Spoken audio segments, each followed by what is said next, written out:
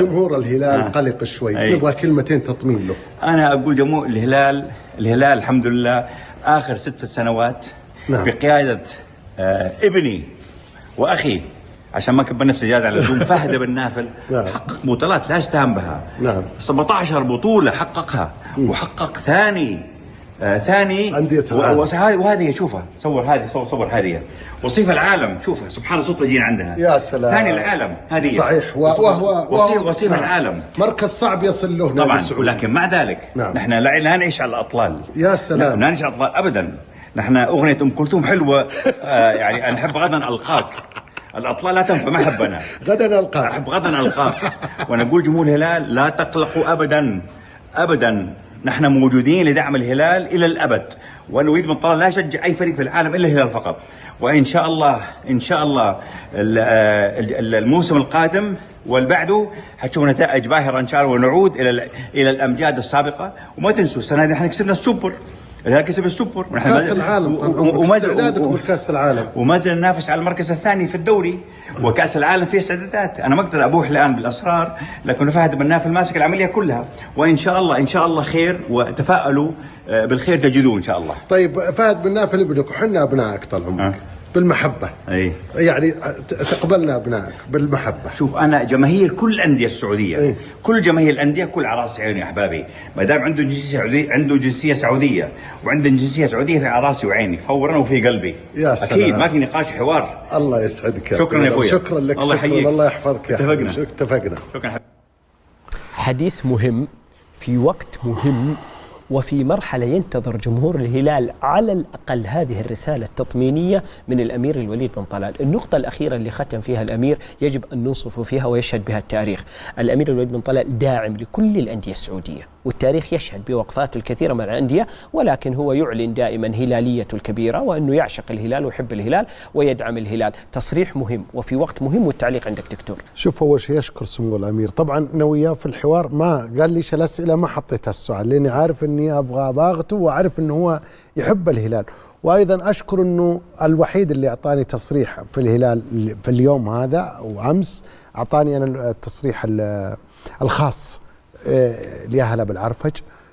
سمو الأمير متفائل، سمو الأمير أيضا ترى عقلاني، قال لك احنا حققنا بطولات وحققنا كذا، والآن ننافس على كاس العالم، نلعب في العالم ومنافسين على الثاني، وحققنا السوبر وحققنا.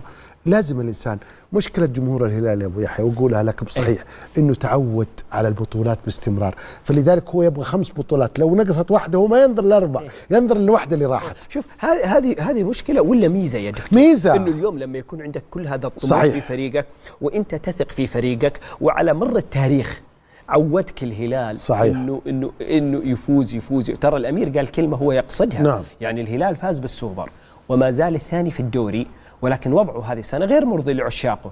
يعني إيش تقول عن مثلا لو هو ما حقق ولا شيء؟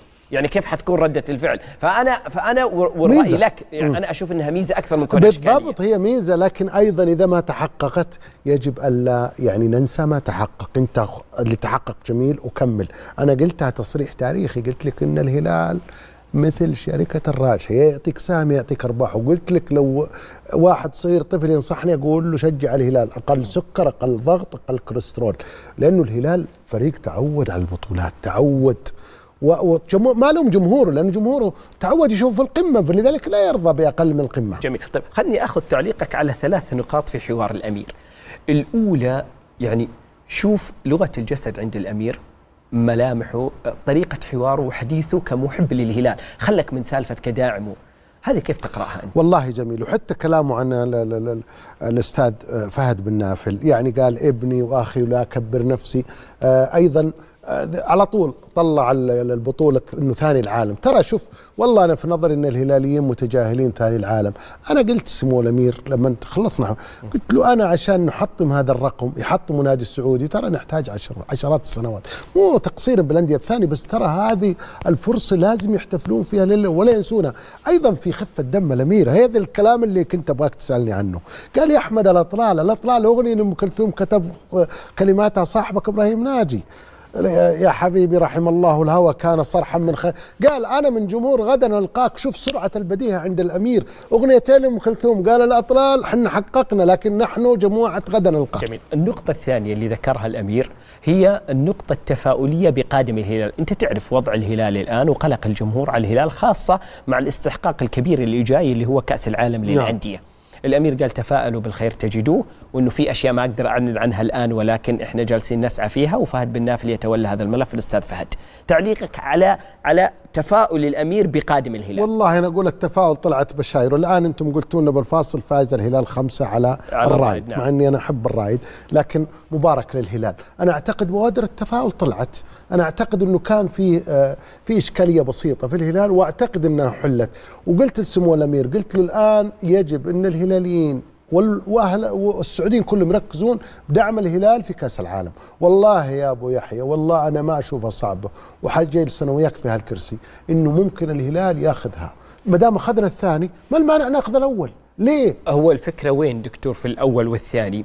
إنه نظام البطولة الآن تغير تماما. طبعا هذا لا يقلل، ترى الثاني اللي أخذناه هو إنجاز تاريخي. نعم. سيظل مسجل باسم نادي سعودي. نعم. ومن الصعوبة الوصول إليه. نتمنى طبعا انه في يوم من الايام نادي يوصل او الهلال نفسه يتجاوز هذا الرقم ويجيب كاس العالم، بس الفكره كلها انه كاس العالم للانديه الان طريقتها جديده، انت حتلعب مجموعات واول مباراه لك في المجموعه مع ريال مدريد، واذا تاهلت من المجموعه حتقابل الفرق الاوروبيه الكبرى في الادوار الاقصائيه وصولا الى النهائي.